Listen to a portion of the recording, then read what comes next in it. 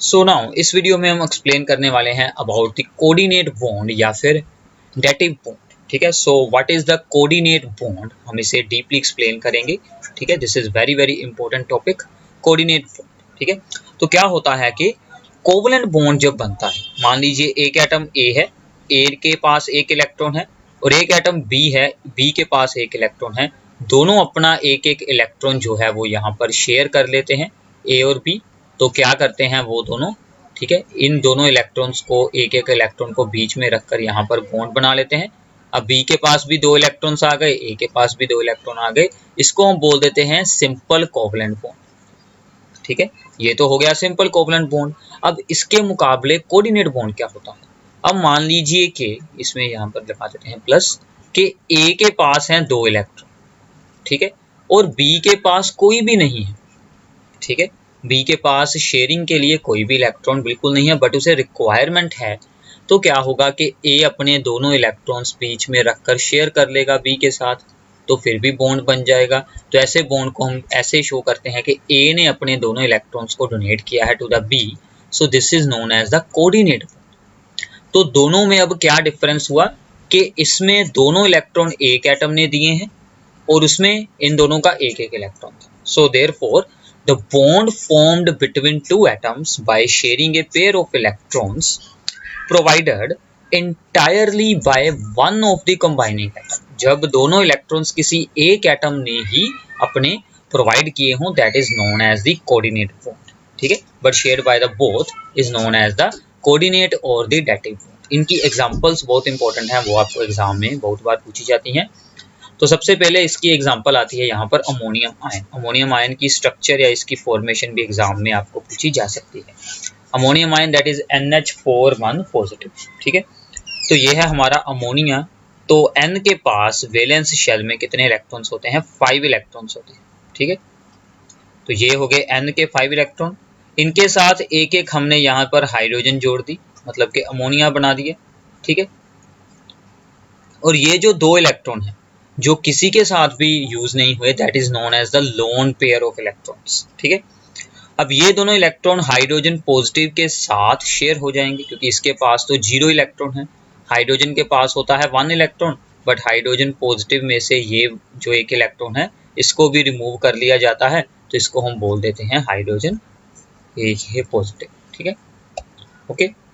So now ये electron pair donate हो जाएगा टू दी H पॉजिटिव, तो यहाँ पर बन जाएगा हमारा कोऑर्डिनेट बॉन्ड। ठीक है, तो ये सभी हाइड्रोजन के साथ बने हुए हैं covalent bond, so this is the coordinate bond.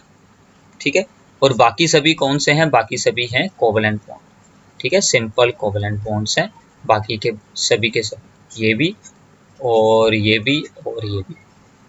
ठीक है, ये सभी के सभी हैं covalent bonds. Okay, so now जो हाइड्रोजन का चार्ज है वो इस होल जो है ग्रुप के ऊपर आ जाएगा, NH4 के ऊपर चला जाएगा पॉजिटिव चार्ज। ठीक है, तो जिसने यहाँ पर हाइड्रोजन आयन ने इलेक्ट्रॉन पेयर्स को एक्सेप्ट किया है, that is known as the acceptor. जिसने डोनेट किया है, that is known as the donor. Donor है अमोनिया मॉलिक्यूल, एक्सेप्टर है hydrogen ion. Hydrogen ion is also known as the proton and this becomes the ammonium ion. ठीक है, इसकी structure आप लोगों ने याद रखनी है।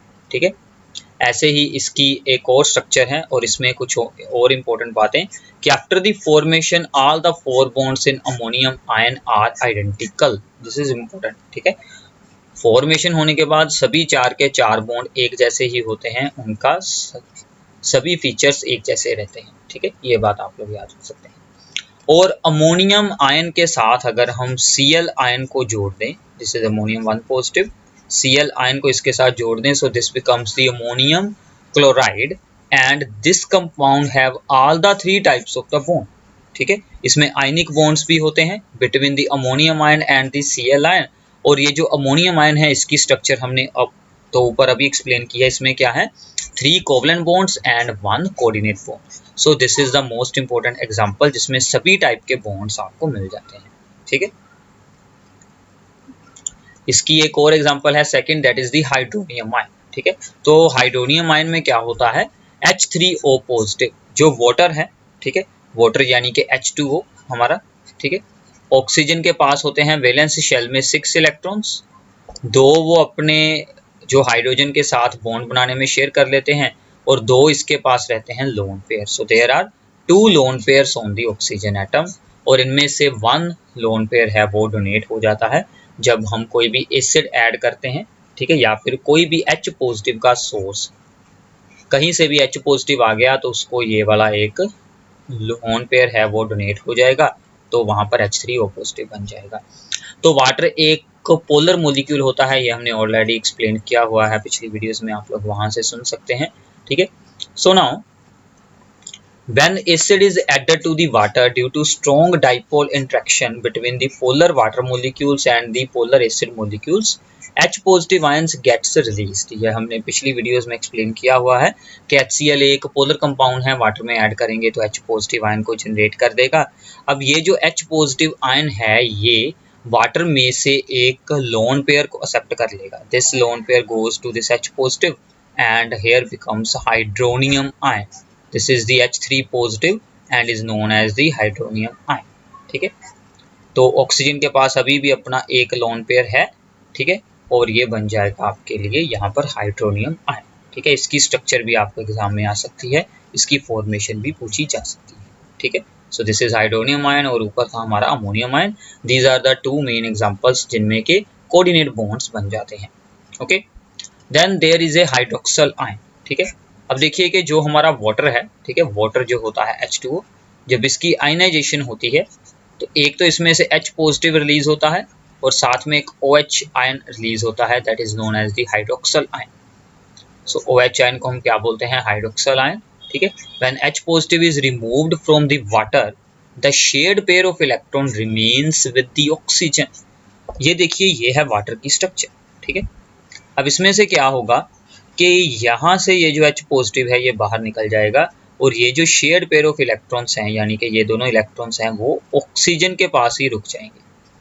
तो ये दोनों इलेक्ट्रॉन इसके पास ही रुक गए। अब ऑक्सीजन के पास ये वाला एक्स्ट्रा इलेक्ट्रॉन आया है तो इसके ऊपर चार्ज क्या आ जाएगा?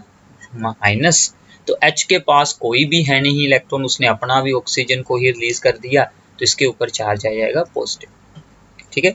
सो this is the structure of the hydroxyl ion. ये भी आप लोगों ने याद रखनी है, हाइड्रोक्सल आयन की स्ट्रक्चर, ठीक है। तो यहाँ पर आप लोग इसको बॉन्ड बनाकर भी शो कर सकते हैं, इसको यहाँ पर हाइड्रोजन की जगह पर, और ऐसे भी शो कर सकते हैं, बोथ आर राइट, ठीक है।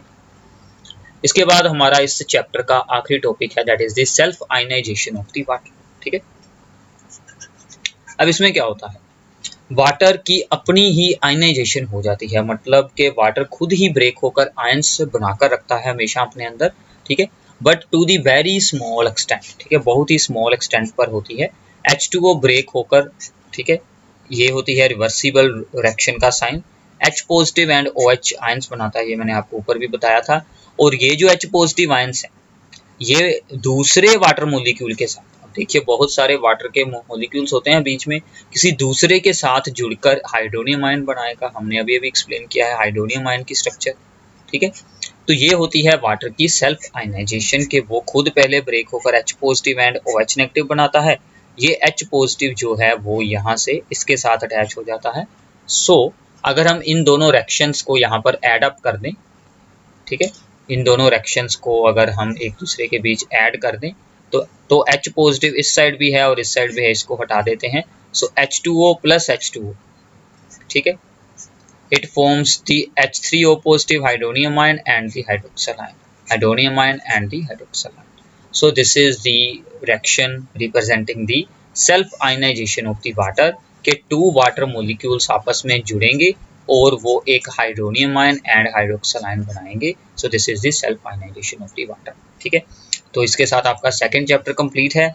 इसकी एक्सरसाइज को आप लोगों ने सोल्व करना है, उसमें से आपकी कोई भी प्रॉब्लम्स हैं वो आप लोग हमसे नीचे कमेंट बॉक्स में पूछ सकते हैं, उस पर हम आपको सेपरेटली आंसर ज़रूर देंगे, तो वो आप लोगों ने हमसे ज़रूर पूछनी है। तो वीडियो को अपने सभी फ्रेंड्स के साथ शेयर करना है एंड चैनल को ज़रूर सब्सक्राइब करना है। Thanks for watching this video.